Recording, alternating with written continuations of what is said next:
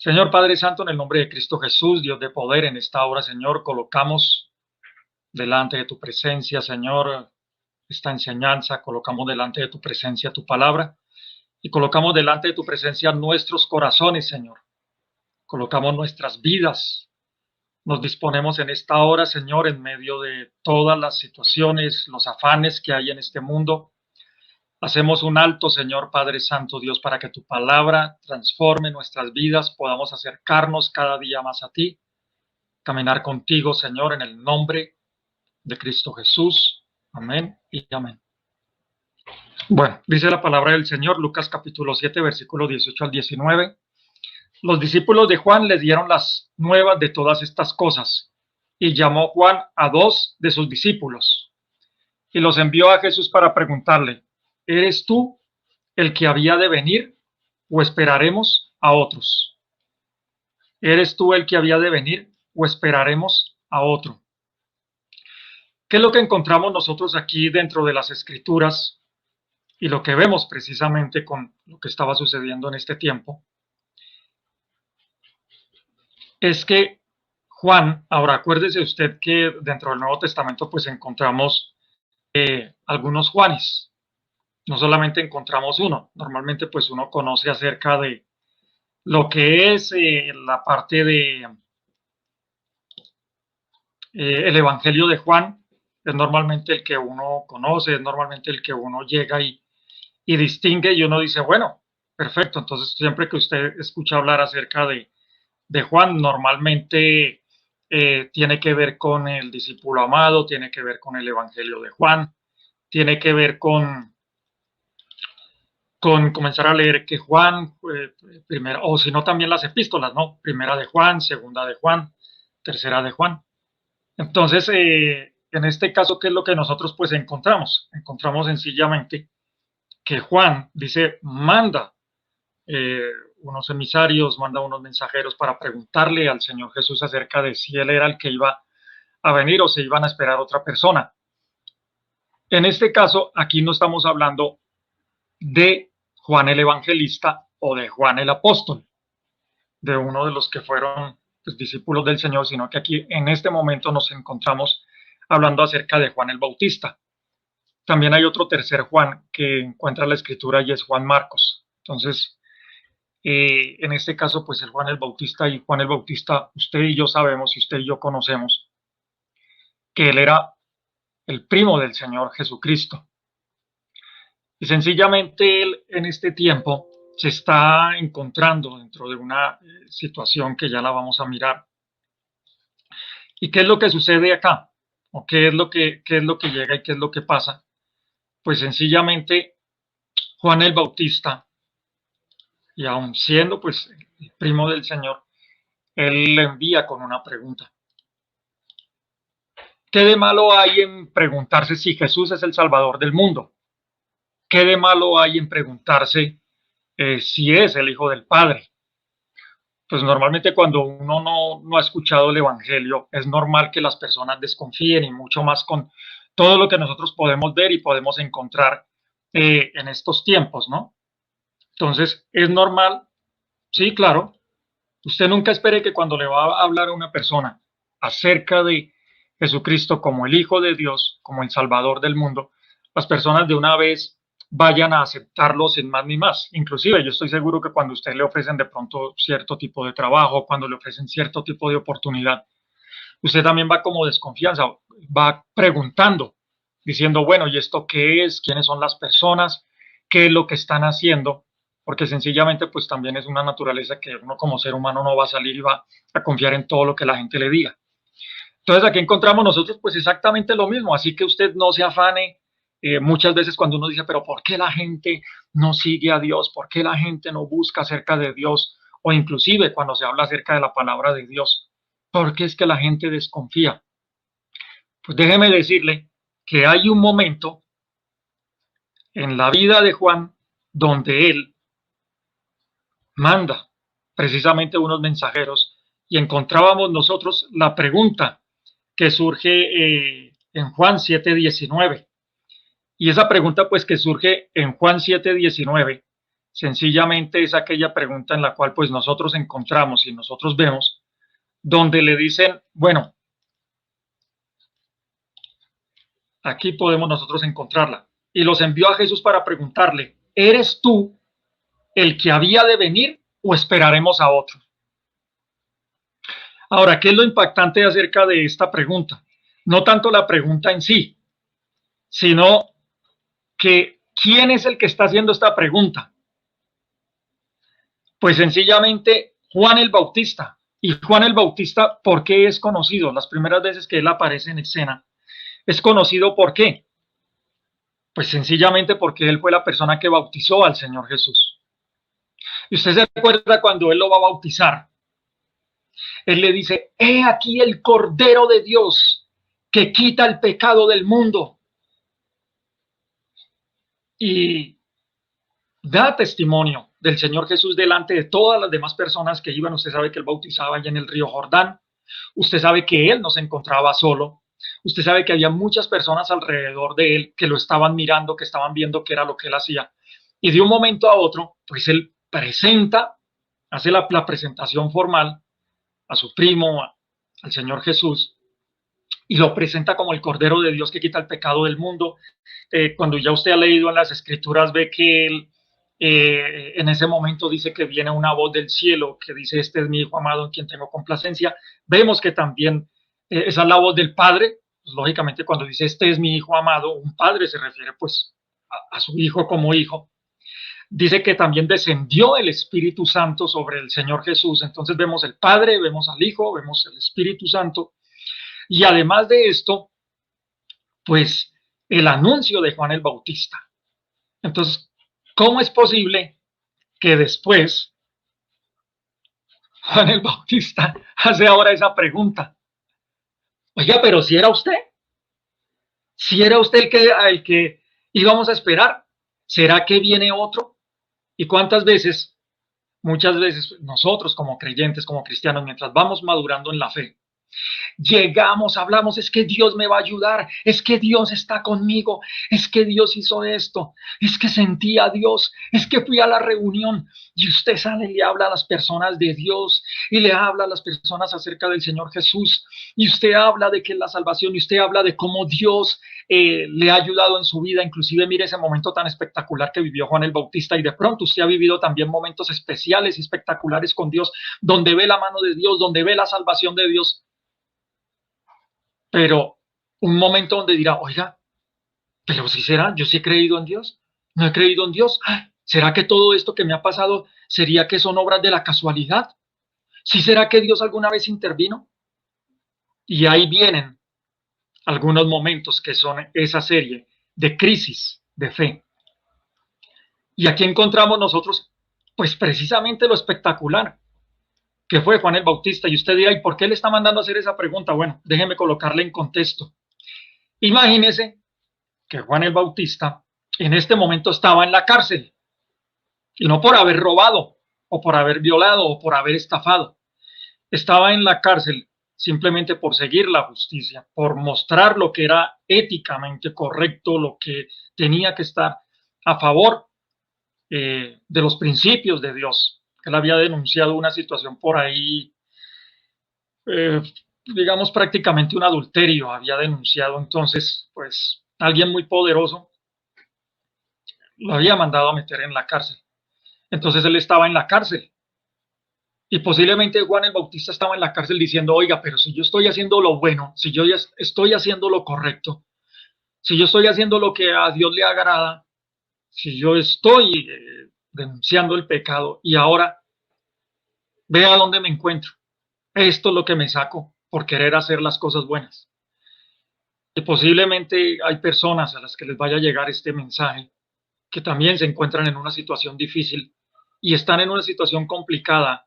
De pronto algunos estén en una cárcel, de pronto algunos no estén en una cárcel, pero sí se sientan prisioneros, porque han hecho lo que es correcto delante del Señor.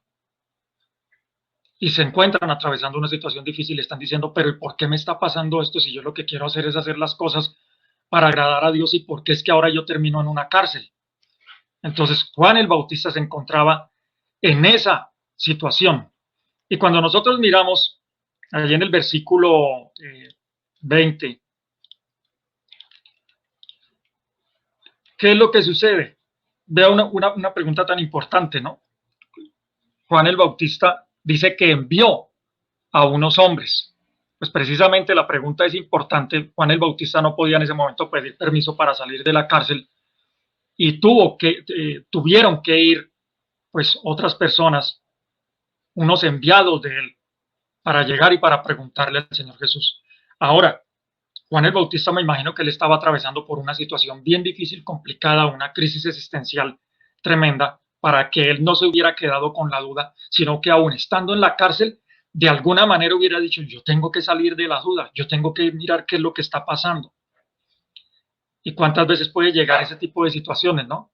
Donde de día, de noche, de día y de noche, la duda puede venir y asaltar a las personas y decir, pero si será que estoy haciendo lo correcto, no estoy haciendo lo correcto. Vea que como que me iba mejor antes cuando era un mentiroso y podía mentir y todo lo que hacía.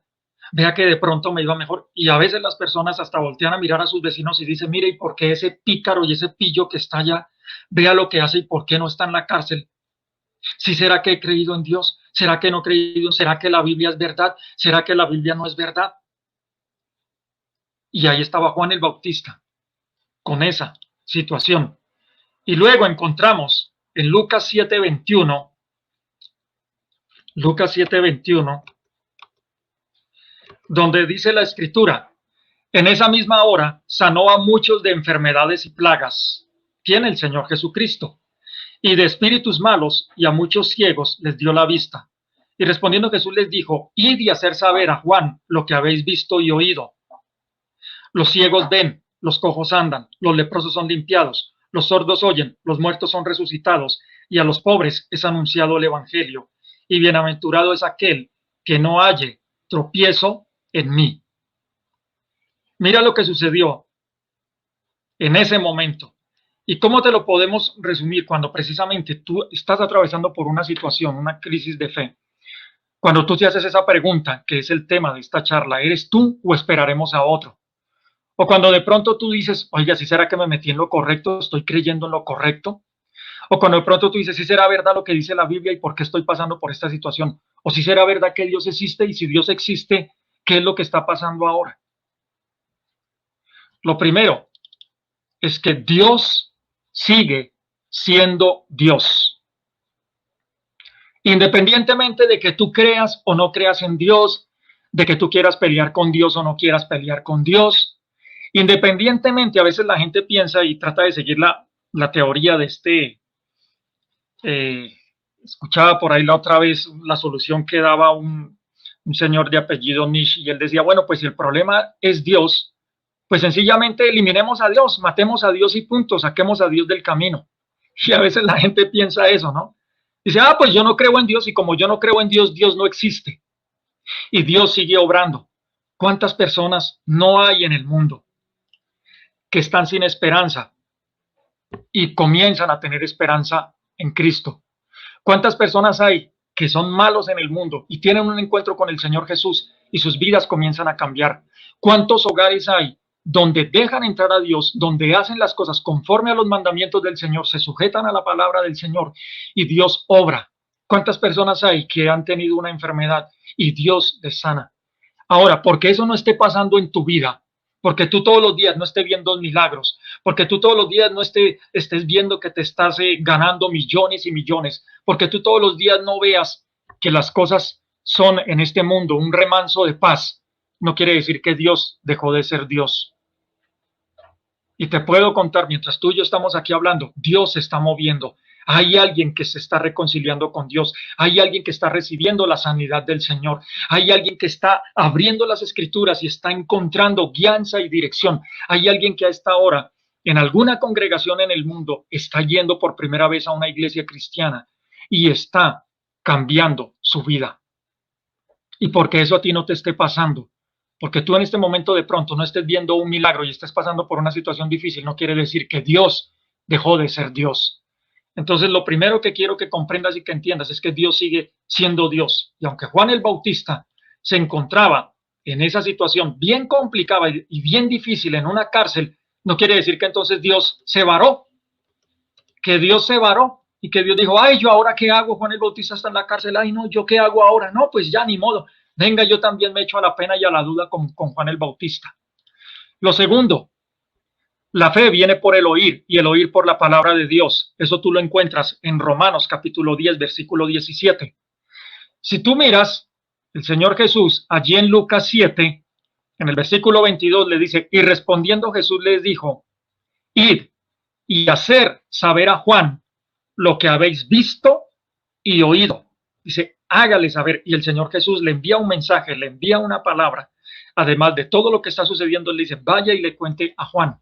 Entonces, ¿usted cómo se entera acerca de lo que Dios hace? ¿Cómo se entera acerca de cómo Dios obra? ¿Cómo se entera usted acerca de lo que debe hacer? Pues debe venir una palabra. ¿Y esa palabra de quién? De Dios. Y qué bueno que aunque fue a través de unos mensajeros, ellos le iban a llevar a Juan directamente las palabras de Jesucristo. Jesucristo les dijo, mire, yo tengo un mensaje para Juan. Y el Señor Jesús hace esos milagros y él le dice, vaya y le cuentan esto a Juan. Qué bueno que Juan dijera, oiga, aunque yo estoy aquí preso y aunque yo voy a morir, Dios sigue siendo Dios y puedo confiar en aquel Jesús de Nazaret que está obrando señales, prodigios y maravillas. Y puedo confiar en que aunque yo esté en una situación difícil, Dios sigue siendo Dios y que es verdad lo que proclamé de que Él es el Cordero de Dios que quita el pecado del mundo. Y a veces tú necesitas, aunque estés en una cárcel, necesitas escuchar. Necesitas escuchar. Y ahí es donde viene. La fe viene por el oír y el oír por la palabra de Dios. Pero ¿cuántas personas dejan la Biblia y buscan el consejo de Sutano, de Perencejito, gente que a veces ni siquiera tiene a Dios y le dice, ¿usted qué hace? No se complique tanto, sálgase de todo eso del cristianismo y vuelva a vivir la vida loca que usted vivía antes. Y hay personas que, pues desafortunadamente, escuchan toda la palabra menos la palabra de Dios. O escuchan sus propias mentes, sus propios pensamientos, lo que su propio corazón les dice.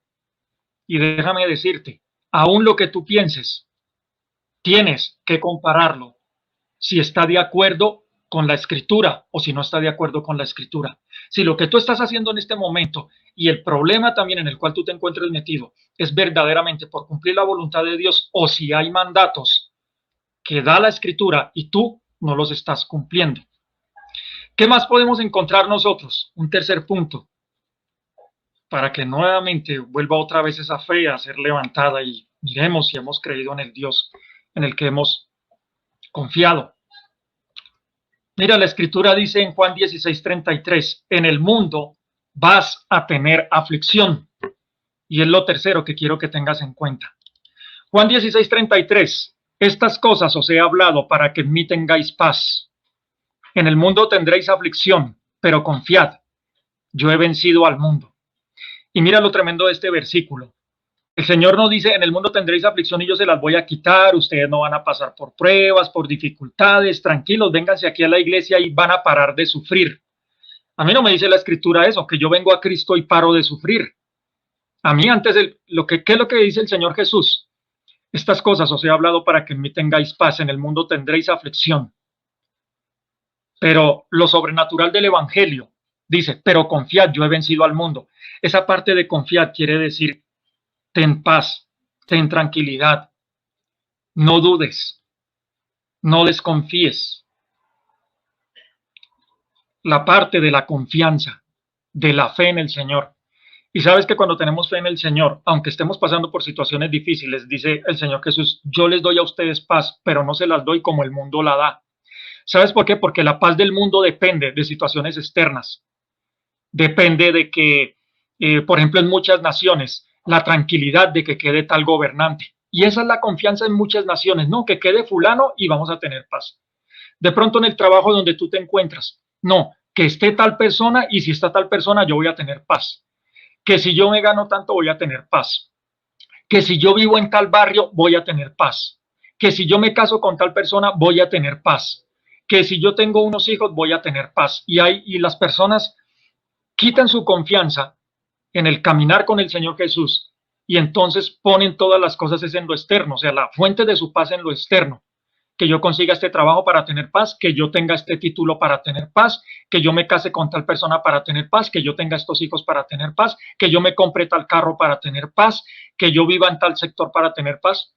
Y es cierto, hay ciertos lugares que a veces ofrecen cierta tranquilidad, pero ¿qué es lo que pasa? Que la paz que ofrece el mundo es momentánea. Aún hay personas que a veces yendo a un paseo, yo creo que a usted y a mí nos ha pasado, cuando uno va a un paseo, pues uno normalmente en un paseo espera pasarla bien, ¿no? O sea, tranquilo, gozoso. Pero ¿cuántos chascos no pasan en un paseo? ¿Cuántas situaciones que se quedó algo, que se perdió algo, que se cayó algo, que se dañó algo, que los que iban en un carro de pronto se les varó, que a veces van en un avión y de pronto pasa algo en el avión? Pero igual usted llega, va al paseo, toma fotos y usted después cuenta todo y más adelante usted dice, uy, sí, cuando fuimos a tal paseo y usted comienza a hablar y vea en un paseo, o sea, que digan como que en un paseo todo estuvo cero errores, pues yo no conozco el primero. O ahí está, recordemos en un matrimonio. Llega un matrimonio, sí, están las fotos, el matrimonio, la boda, el pastel, bueno, todas las cosas que suceden en un matrimonio. Y ay, sí, vean ese matrimonio. Pero dígame usted, detrás de un matrimonio muchas veces cuántas cosas no suceden. Que llega el novio tarde, que la novia llegó tardísimo, que tal invitado se esperaba y que de pronto no, que a fulano se le olvidaron las palabras, que alguien, o sea, a veces pasan cosas. Entonces, miren, si aún eso, en un paseo o aún en un matrimonio o en cierto evento, en un cumpleaños y a veces pasan cosas, pues el Señor dice, mire, ustedes aquí van a tener, o sea, le pongo ese ejemplo, es como un paseo, o sea, es decir, como así en un paseo hay situaciones difíciles, pero usted confía y usted disfruta del paseo, o también se lo puede amargar, que esa es la otra, y andar todo el tiempo dudando. Y desde que inicia el paseo hasta que finaliza, dudando, amargándose, criticando, quejándose. O puede también disfrutarlo y decir, bueno, yo aquí vine fue a pasear, esto es un paseo. Entonces, en la vida cristiana el Señor le dice, mire, es más o menos lo mismo, va a tener momentos de dificultad, pero confíe. Y no todos van a ser momentos difíciles. Y aún en medio de esas situaciones complicadas, pues también uno va a tener paz y tranquilidad. Y eso solamente lo puede dar el caminar con el Señor. Es algo complicado que usted pueda estar en el agua, con el agua hasta el cuello, pero no se ahogue. Y que usted pueda caminar por el fuego, pero no se queme. Solo lo hace el Señor. Cuarto punto, solo no puedes. Mire, usted solo no puede salir de las situaciones o de los momentos complicados. Juan el Bautista, él estando en esa cárcel, él dijo, yo de alguna manera necesito saber. Y ahí él dice que envió unos mensajeros, unos amigos, unos discípulos, bueno, Juan el Bautista, y hay momentos donde, mire, usted por mucho que quiera controlar de su vida para afuera, déjeme decirle que usted controla lo que usted puede comer, las horas que usted puede dormir, lo que usted va a leer, si usted prende, apaga el televisor, si usted sale a la calle y dice voy al parque o me voy a la ciclovía, bueno, o sea, hay cosas que usted puede controlar, lo que usted puede hacer, pero déjeme decirle, usted no puede controlar lo que pasa de usted para afuera, la vida de sus hijos. Usted los guía, los orienta, mientras ellos estén en su casa, se someten al reglamento y al orden que haya en su casa. En una iglesia, mientras la gente llega a la iglesia, los colaboradores, los sugieres, bueno, nos organizamos en diferentes lugares. Y hay un control que se tiene allí en ese momento del sitio, del lugar, de su casa. Pero usted no puede controlar la vida de su jefe. Usted no puede controlar la vida de su esposo, de su esposa, lo que ellos piensan. Yo no puedo aquí con un control remoto coger ahorita a mi esposa y decir, bueno, este control remoto dice que mi esposa hoy debe sentirse así, que ella le tiene que gustar esta comida, que debe hacer. No, o sea, yo no tengo aquí un control remoto para decir, venga, yo la controlo y entonces le pongo aquí este pensamiento y eso. Yo solamente puedo guiar, dirigir, aconsejar, pero ¿qué es lo que pasa? Yo no puedo controlar a las demás personas. Y a veces tenemos ese síndrome también de querer controlarlo todo. En este caso, Juan el Bautista dijo, no, sí, yo soy un ungido de Dios, ve a toda la gente que venía, los que yo bautizaba, pero en ese momento estaba en la cárcel y ahí él no tenía control. Y él tuvo que ayudarse de otras personas. También, por favor, usted reconozca, usted puede llegar hasta cierto punto, por mucho que usted sepa, por mucho que usted conozca de Biblia, hasta cierto punto puede llegar, por mucha profesión que usted tenga, pero habrán situaciones donde usted necesitará la ayuda de alguien. Quinto, propósito. El Señor Jesús decía allí en el versículo 23, y bienaventurado es aquel que no halle tropiezo en mí. Uno dirá, pero bueno, ¿qué propósito tiene Juan el Bautista ahí metido en una cárcel y morir por Cristo? Usted no sabe que por muchas personas que han dado su vida por Cristo Jesús, muchos de nosotros como servidores del Señor estamos dispuestos a morir primero antes que negar al Dios en el cual hemos creído. En mi caso, Dios me ha brindado un hogar, un matrimonio. Tengo mi esposa. ¿Cuántos hogares están llenos de infidelidad? De los más de 22, este año 23 años que cumpliríamos de hogar, de matrimonio. Aquí no se puede hablar en nuestro hogar de infidelidades. No se puede hablar de que mi esposa o yo seamos personas viciosas, que estemos destruyendo nuestros cuerpos. Y eso es bien complicado hoy en día, encontrar un hombre o una mujer con el que tú puedas llegar de esa manera al final de tus días. Mis hijos, como todo niño, ninguno de ellos es perfecto, pero han sido criados dentro de el temor del Señor. Cuando hablo del temor no hablo del miedo, hablo del respeto al Señor. Y uno mira a veces otros jóvenes cómo les gusta dañar sus cuerpos con el alcohol, con los cigarrillos, con las mentiras. ¿Y quién ha hecho eso? El Señor. El trabajo, el lugar donde estoy, el sitio donde estoy viviendo. Yo a veces le digo a mi esposa, en el lugar donde estamos, yo lo miro y yo digo, todavía voy entrando y no me las creo. Y no es que yo le diga que estamos viviendo en un estrato 20, ¿no? O sea, un barrio relativamente pues modesto y todo, pero del hecho de una vigilancia, de muchas cosas que de pronto la gente dice, ah, pues eso qué tiene de raro. Tal vez si usted conociera de pronto mi trasfondo y todo esto, pues entendería ciertas cosas de lo que es poder llegar y disfrutar, por lo menos algo de seguridad cuando usted entra a un conjunto. Y así sucesivamente. Entonces, todo ese tipo de cosas, en el momento en que alguien me diga, bueno, si usted quiere seguir viviendo eso, niegue a Cristo. En ese momento yo me puedo acordar de un Juan el Bautista y me puedo acordar de muchos otros en las Escrituras, los apóstoles del Señor y muchos otros, que antes de vivir en las comodidades del mundo por negar a Jesús, ellos prefirieron morir, prefirieron ir a la muerte. Yo digo, Señor, ellos dieron ejemplo. Entonces, sí, hoy en día tengo muchas cosas, pero si aquí llegaran a decir, bueno, para que usted siga disfrutando de eso, niegue a Cristo, qué pena, pero eso no va conmigo.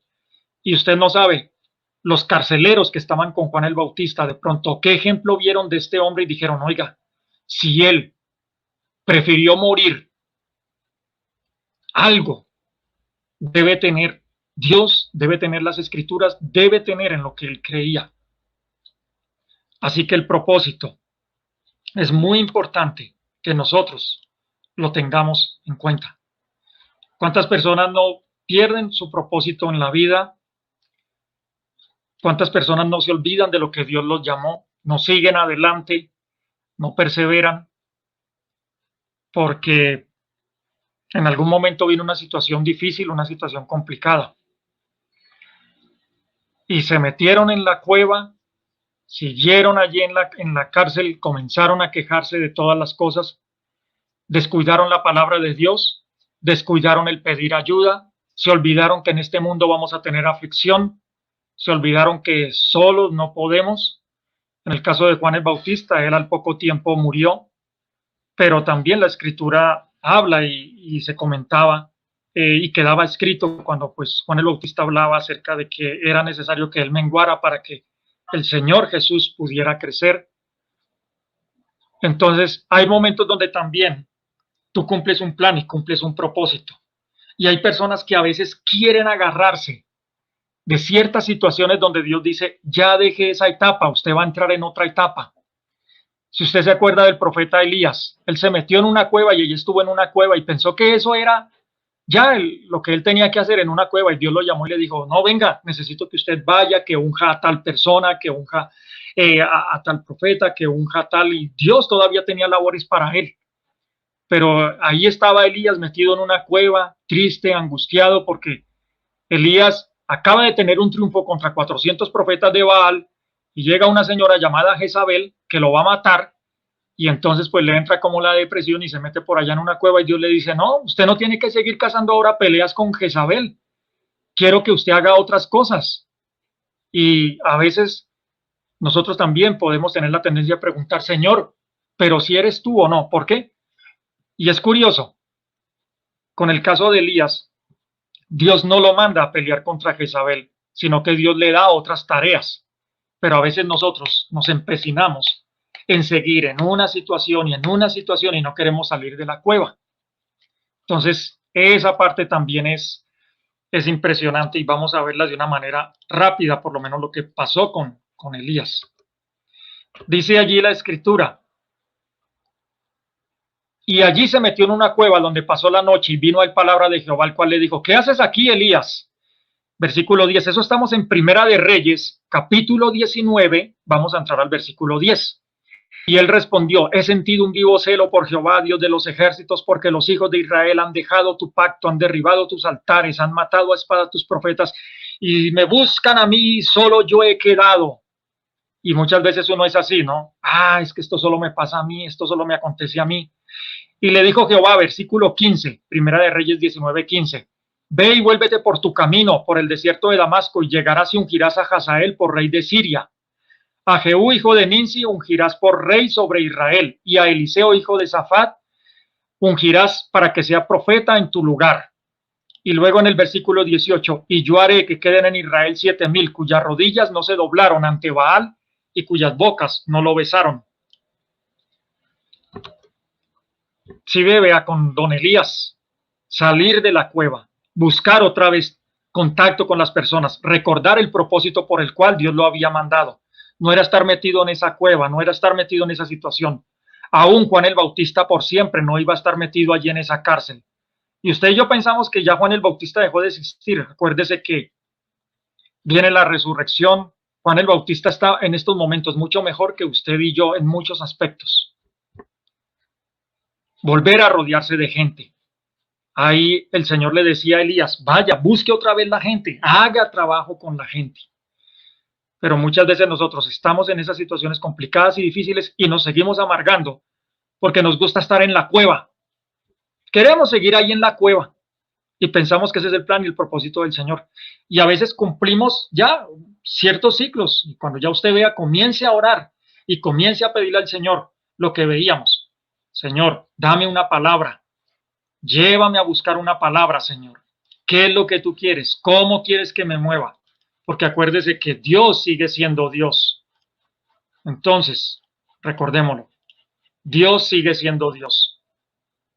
Independientemente de lo que usted piense u opine. Posiblemente ya la situación que usted esté viviendo también puede ser una señal de que debe avanzar en el plano, en el propósito que Dios tenga para su vida. La fe viene por el oír y el oír por la palabra de Dios. Pídale una palabra al Señor. En el mundo va a tener aflicción. Mire, en cualquier lugar, mientras estemos viviendo en este mundo, va a haber aflicción. No esté buscando aquí el lugar perfecto, ni los gobernantes perfectos, ni la economía perfecta. Eso no va a pasar. Ahí le tengo esa noticia. Solo no puedes. Recuérdelo. Solo no puede. Y como seres humanos vamos a depender de otros también. Y otros también necesitarán la ayuda nuestra. Y el propósito.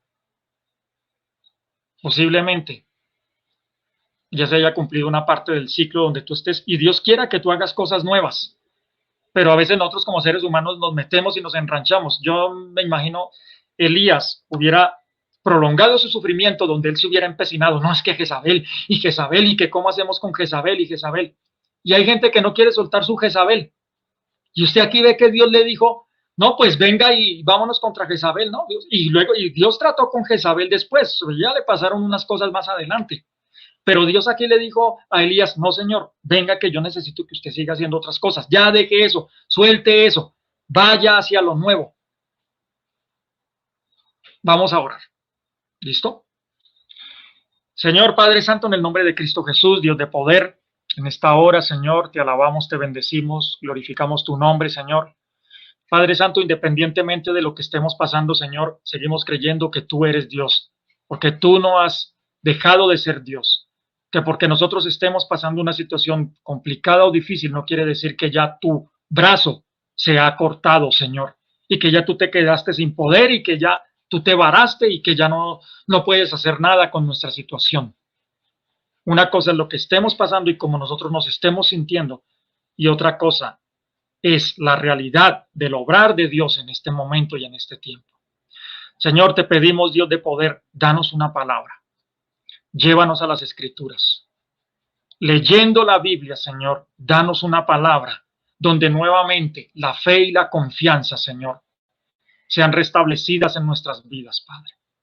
Señor Dios de poder, que siempre recordemos que en el mundo vamos a tener aflicción, que todavía no estamos en el lugar perfecto, Señor, que aquí vamos a tener aflicción, pero que confiemos, tú nos vas a dar una paz, que aún en medio de la tormenta, la gente se va a asombrar de que no perdamos el control. Señor Padre Santo, Dios de poder, ayúdanos también y contáctanos, permítenos conocer, permítenos que otros oren por nosotros. Si no nos estamos congregando en algún lugar, Señor, que tú abras las puertas para que otras personas puedan orar por nosotros y nosotros podamos pedir oración también, Señor, con otras personas, Dios. Que no nos quedemos con los problemas dañándonos nuestra salud, dañándonos nuestro cuerpo, sino que, Señor, te pedimos, guíanos con alguien de confianza, donde le podamos contar nuestras situaciones y que podamos elevarlas delante del Señor y que podamos recibir también consejo. Y, Señor, que recordemos el propósito por el cual tú nos trajiste a esta tierra.